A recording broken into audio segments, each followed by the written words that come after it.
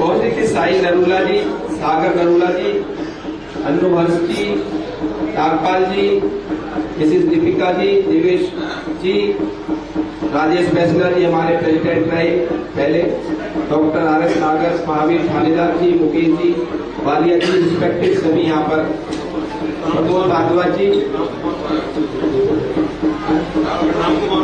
रामकुमार भारद्वाज जी और सभी यहाँ के रेजिडेंट। जैसा कि आपको पता है 5 तारीख को हमारे विधानसभा के वोट डाले जाएंगे और भारतीय जनता पार्टी को आपने अभी लोकसभा के चुनाव में भी भारी बहुमत से विजयी बनाकर हमारे चौधरी कृष्ण पाल जी गुर्जर को तीसरी बार यहाँ से सांसद बनाया और तीसरी बार वो केंद्र में मंत्री बने। तीसरी बार हमारी केंद्र में सरकार नरेंद्र मोदी जी के नेतृत्व में बनी। विधानसभा के चुनाव है तो जैसे केंद्र में हमारी सरकार तीसरी बार बनी, प्रदेश में भी हमारी सरकार पूर्ण बहुमत से तीसरी बार बन रही है। जो लोग आपके पास आ रहे हैं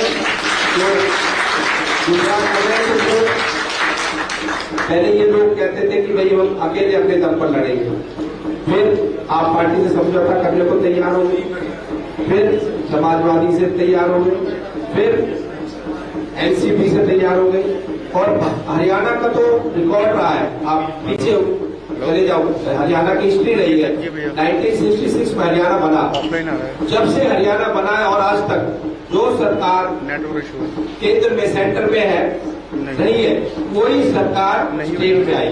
अब उठा के देख लो। तो इसलिए सरकार भारतीय जनता पार्टी की बन रही है और पूर्ण बहुमत के साथ बन रही है।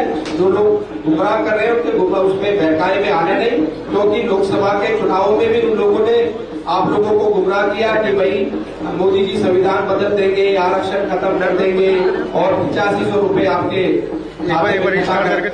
आएंगे। ना 8500 आए, ना आरक्षण खत्म हुआ, ना आपका संविधान बदला। तो आप लोगों को जो हमारे माननीय प्रधानमंत्री जी ने जब से हमारा देश की कमान संभाली 2014 और आज तक भारत का नाम कितना आज गर्व के साथ किया जाता है। मोदी जी का डंका पूरी दुनिया में बज रहा है। पहले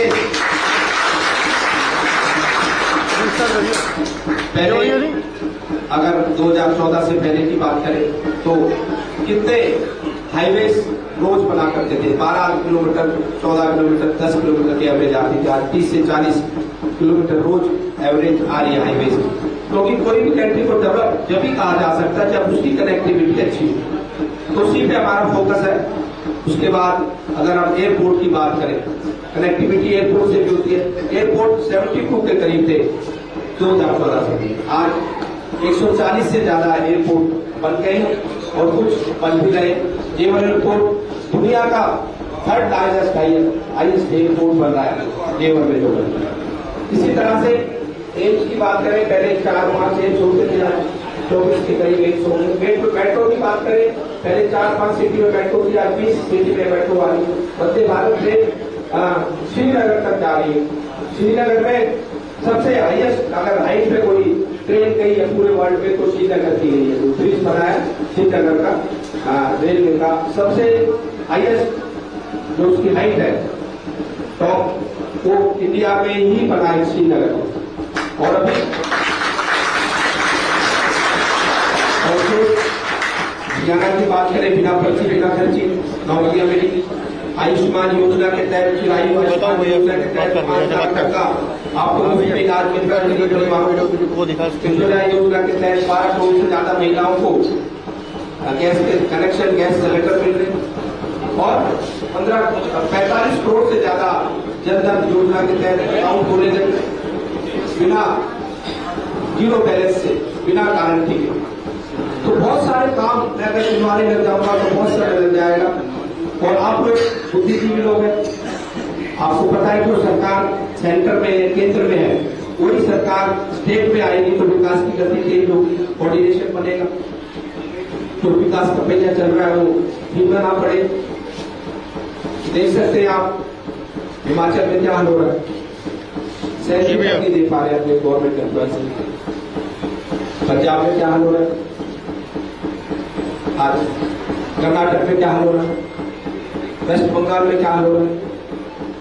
तो इसलिए वही सरकार नकली जल की सरकार इसको कहते हैं।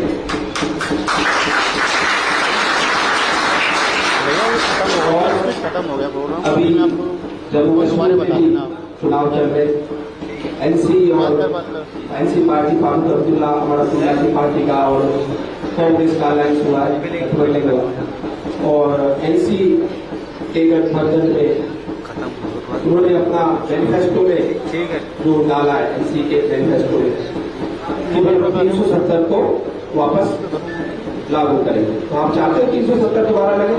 चाहते हो? कितने प्रकरण करने के बाद अमित शाह जी ने ये कदम उठाए थे 370 यहाँ से जम्मू कश्मीर से समाप्त हो गई। कभी दोबारा अपने मैनिफेस्टो में डाल दें। ये कह रहे हैं दोबारा से वही संविधान आएंगे, 2 झंडे 2 संविधान। आज लाल चौक पे कितना अमन चैन से लोग घूम रहे जा रहे हैं। 2014 से पहले रोज गोलियां चलती थी, रोज पाकिस्तान के झंडे लहराए जाते थे, रोज कर्फ्यू लगता था।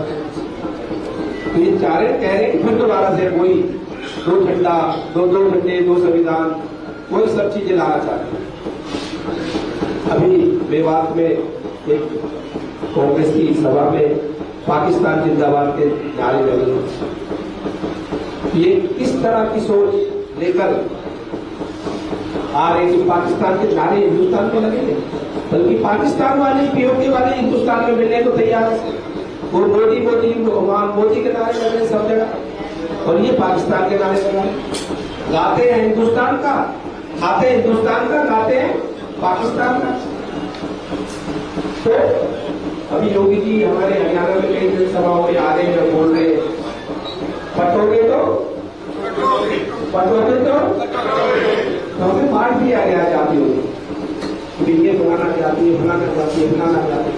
और फिर जब चुनाव आते हैं जाति को देखते हैं। जो हिंदुस्तान में रहना पहले हिंदुस्तानी है, वो जाति बाद में आनी चाहिए।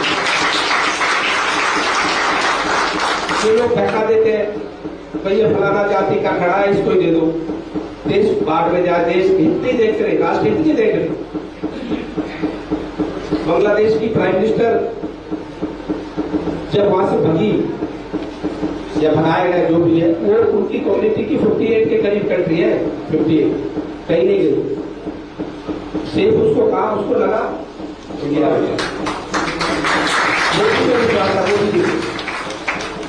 और ये लोग अपने भाषण में कह रहे हैं कि मणिशंकर अय्यर, सलमान खुर्शीद कह रहे हैं कि भाई जो बांग्लादेश में हुआ वो भारत में भी होगा।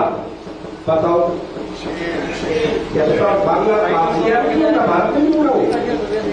किस तरह की सोच मेंटेलिटी उनकी है कि भारत में भी हो? तो आप लोग बहुत, और एक बात और मैं आपको कहना चाहता हूँ, आप लोगों की वोटिंग परसेंटेज बहुत कम रहती है।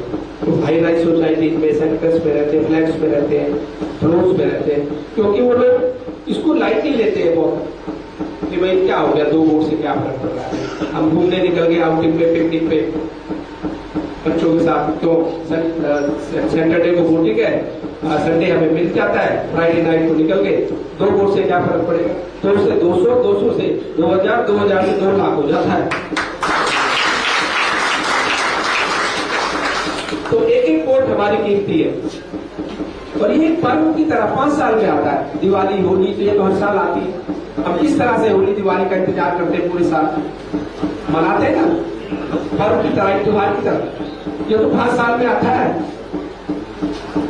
हम इसको लाइटली लेके और इसको सोचते हैं कि भाई ये तो बस खाली वोट डाली नहीं डाली, उसका फायदा दूसरे लोग उठा जाते। क्यों? आप लोग सारे हमारे भारतीय जनता पार्टी के वोटर हैं। दूसरे लोग अपनी वोट पूरी डाल देते हैं, 80%, 90%, 95%, और फिर दिक्कत होती है। हम ये सोचते हैं कि क्या फर्क पड़ रहा है, क्या फर्क पड़ रहा है।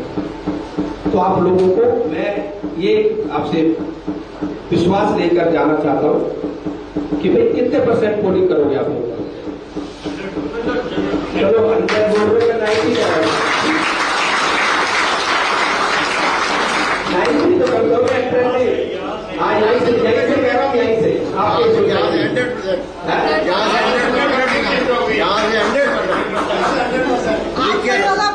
हमारा नहीं, वोट की तो बात अलग है। पहले वोट करोगे फिर तो वोट मिलेगी, वोट ही नहीं करोगे वोट कहाँ से मिलेगी? तो नहीं कह रहा हूँ मैं, आपकी 90%, 100 नहीं कह रहा मैं, 90% वोटिंग होनी चाहिए आपसे। वो तो होगी। और मैं बाल साहब को रिक्वेस्ट करूंगा, आपके कितने टावर है? 22 टावर है। तो 22 टावर का एक इंचार्ज या हेड बना दो, हर टावर का एक हेड। है ना भाई? नहीं, ये तो पूरे उसका है ना, हर एक टावर वाइज एक हेड या उसका इंचार्ज उस दिन के लिए, खाली वोटिंग वाले दिन, कि भाई तुमने देखना पूरा टावर, किसने वोट डाली किसने नहीं डाली तो उसको नहीं लेके आना। अब तो आपके बूथ भी यही बना दिए, पहले तो बूथ थे कि मैंने फर्स्ट टाइम हो रहा है कि बूथ क्या, और उसके बाद भी आपकी पोलिंग 90% नहीं हुई। 100 नहीं कह रहा, 90 भी बेटे 100 हो जाए तो बहुत ही अच्छी बात है।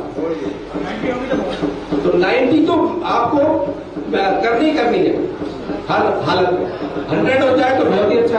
राजेश जी 90% जो लोग हैं वो 100% आपको वोट नहीं, वो तो ठीक है, पर पोलिंग होगी जब 100 तब 90 मिलेगी ना मुझे।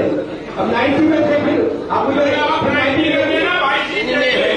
आप 90 कर देना भाई, जीत जाएंगे। तो आप लोगों को ये सोचना पड़ेगा कि भाई जैसे गांव में या दूसरे लोग जो दूसरी पार्टी से जुड़े हुए हैं वो 90%, 95% पोलिंग करते हैं और उसका फायदा उनको मिल जाता है। तो आप लोगों को भी 90%, अगर 100 का टारगेट लेके चलोगे 90% जब पोलिंग कर पाओगे, तो पोलिंग करनी है, इसको त्योहार की तरह, पर्व की तरह मनाओ। और मतदान का आपको एक पावर दी है, एक ताकत दी है मतदान, ये राइट है आपका कि भाई किसको चुने किसको ना चुने। और 5 साल में एक बार आ रहा है, तो इसको लाइटली ना लेके कोई घूमने ना जाए, कोई अपना इसको आलस ना करे कि दोपहर को डाल दूंगा, अभी तो बहुत टाइम है, फिर आते लाइन लगी, फिर कहते हैं 3 बजे डाल दूंगा, फिर लाइन लगी, फिर कहते 6 बजे डाल दूंगा, 6 बजे पोलिंग बंद हो जाती। तो सुबह उठते ही नहा धोकर जो भी आप पूजा पाठ करते हैं, पूजा पाठ करके पहले मतदान फिर जलपान, ठीक है? तो सब अपना हाथ उठाकर मुझे विश्वास दिलाओ कि भाई करोगे 100% पोलिंग पक्का। और आपने तो अपने इस बेटे को, अपने इस भाई को, अपने इस साथी को 2019 में पहला स्थान दिलाया था पूरे हरियाणा की 90 विधानसभा में सबसे ज्यादा वोट मिला। मैं हमेशा आपका ऋणी रहूंगा। और जो ताकत, जो प्यार, जो आशीर्वाद, जो समर्थन आप लोगों का मिल रहा है, जहां भी मैं जगह जगह जा रहा हूं, मुझे पूर्ण विश्वास है 2019 की तरह ही हम 2024 में विधानसभा में अपना ही रिकॉर्ड तोड़कर नया रिकॉर्ड बनाएंगे और 30 साल का पहले ज्यादा करेंगे। स्थान तो पोजीशन तो पहली आएगी, क्योंकि पहली दो पर तो कोई होता नहीं है, पहली तो 19 में भी थी, अब भी पहली आई, पर जीत का जो अंतर है, मार्जिन है, वो बढ़ाकर अपने रिकॉर्ड को तोड़कर नया रिकॉर्ड बनाएंगे। जय हिंद, जय भारत।